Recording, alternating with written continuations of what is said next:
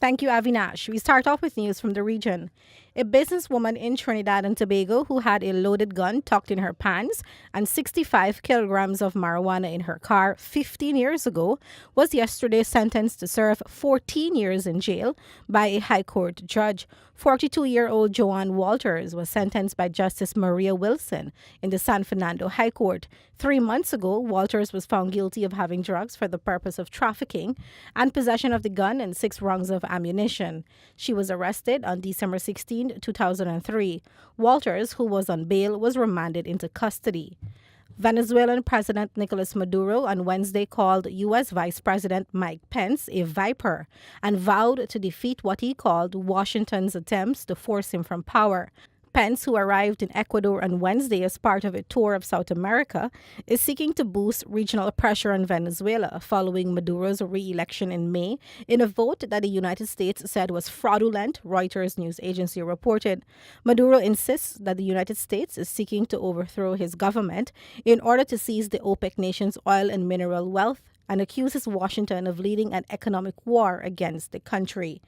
Construction of the multi-million-dollar Sandals Beaches Hotel in St. Peter, Barbados is going ahead despite the current bleak economic climate. The Nation newspaper reported that Sandals International Group Deputy Chairman Adam Stewart said this assurance has been given to Prime Minister Mia Mottley during meetings held between the Prime Minister and Sandals executive. Stewart and his father, founder and chairman of Sandals, Gordon Butch, confirmed construction of the U.S. $450 million hotel, the most expensive to be built in the chain. Construction would start on January 1st, 2019 and should be completed over a 2-year period.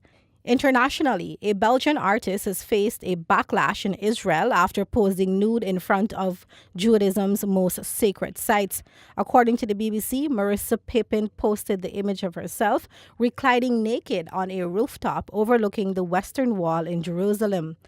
The rabbi of the site described the incident as grave and lamentable. Last year, Ms. Papin was briefly detained after taking naked photos at an ancient Egyptian temple. A court in Israel has convicted a 19-year-old American-Israeli man of making hundreds of threats to bomb or attack Jewish schools and community centers. Michael Ron David Kadar was found guilty of extortion, money laundering, and assaulting a police officer, the BBC reported. He used the internet to make hoax telephone calls to the US, UK, Canada, New Zealand, and Australia. Several airlines also received threatening calls, which led to planes carrying out emergency landings.